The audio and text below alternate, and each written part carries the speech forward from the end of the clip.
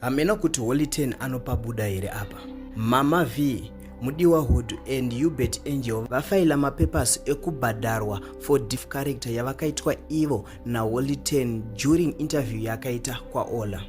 Then Mawarriors to be received $250,000 from ZANU-PF, Wicknell Chivayo and Scott Sakupwanya. Ladies and gentlemen, kusangana kwa Twitter zvakare pa channel ino, channel ye Zim Witness TV yandinodzoka nama updates akasiyana siyana. Uye ndinoti kana kari kekutanga kusvika pano ndinokumbira kuti ungobaya button rekusubscribe then turn on the notification bell kuitira kuti usarasikirwe ne every update yandinokupai pano nguva nenguva. Holy 10 apinda busy. Ubet Angel na Mudiwa Hood are also suing him for 1.5 million plus they want all his cars and houses he owns. Ukuwa Mama V vari kuda $1,000 yavo.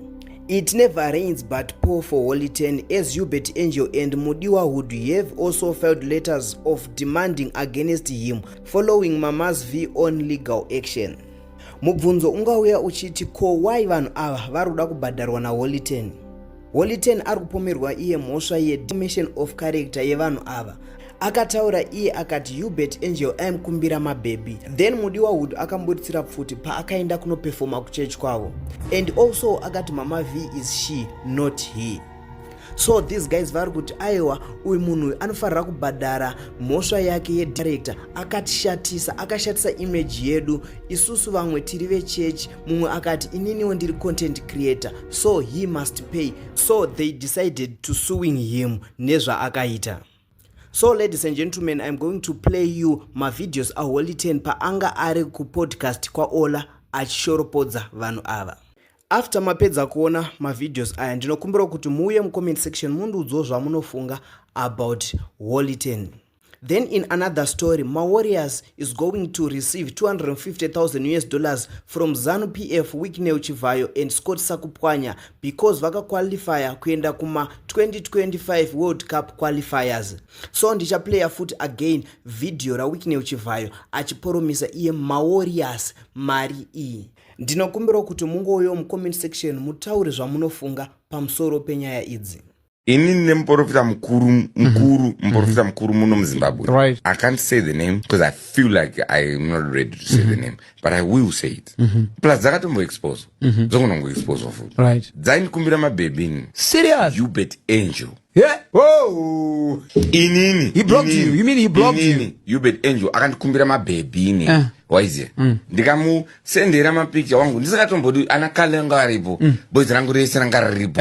Ndikamusendera mapicture mabebe vamwe anda download achita aziso tape yangu. Atazviita. Atazviita tape yangu. How I don't know how to make money. Only reason why I've delayed this is because I felt like no gonna get a dent to the Christian community. This is a guy that I know guns are about being the leader in the major general in the prophetic community. But isn't he? Do mombwe. Ubet Angel. Why, do you have proof? I do. What proof do you have? I do. Timirangu lese bro. Plus my baby my friends angu. And kwanza kwa plus wangajo aroro. You mean under na waroro? Angu rata no cheka wangu. Kana chifunga takangwara ngambo ita defamation lawsuit. Yako yo. Yangu inini. And ndova ndachiprova. And vakamuitira Al Jazeera. Ndomuitira inini. Kuti so Ubet Angel. Do vanhu vamemchiregedza chikubata ivhudzi wewe muchinamatirwa musisanti. Manifesta.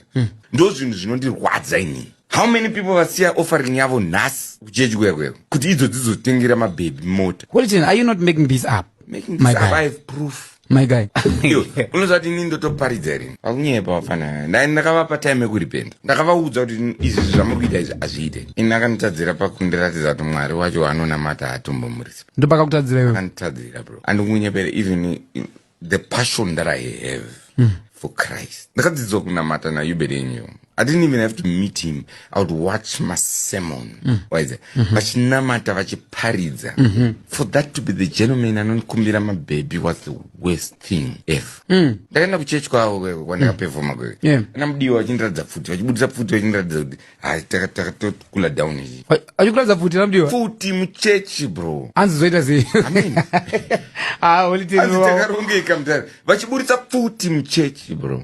Futi maybe it's for his protection my brother. Muchechi kondata sei ora ndikufana kuiona mudidi vachivhure ati tori nezvombo zvatinazvo No, but these are business people. These are businessmen. Plus, not only food. Mudiwa manje, vakazofura chibhegi yavo. Kandaradza makondom. Baba, inene andimo kunyeperi wangu. Izvi ndozvoendera koti wangu. Ndakapinda ma-Ubet Angel muchechi meme vaindiradza futi nemakondom. Mudiwa ndiyakuratidza. Ndakabheja ndikati ndidzokere. Nhasi ndakuzvitaura publicly, but I've tried to talk to these guys. Kuseri. I was talking to them kubva last year ndichibvunza kuti boys, munombozvita sei? And everything like that. And they promised me, they made me a promise. Kuti next year things will be different. Yeah. And then they did the same thing. Yeah. It's been 2 years. Ndichitaura nevanhu vekunama. Trying to understand kuti even imimi kana muchida respect. Just imimi as a board, as an awards board. How do you get respect, boys? Mama V vachiwina my awards. Mama V. Probably he's working. Stop. I was about to say she's working. How do you say he's working?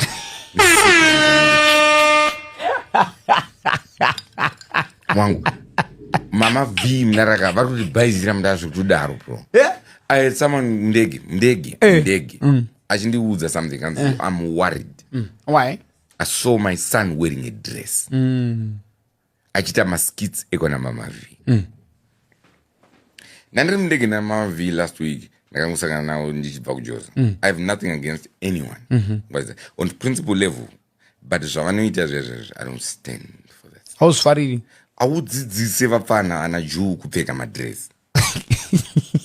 Boys, for whatever you think you're doing, hakuna entertainment. But now he is on 1.6 million followers on Facebook. And then the Bible says what? Is he or she now? And then the Bible says what? What profit? What profit for the man to gain the whole world and lose his soul? Wangu chiro kapaka ma Bentley ne ma Benz. Chiro kada mari yakawanda say, but you have lost your soul. ZANU-PF. And anyone who accepts money from us must know it's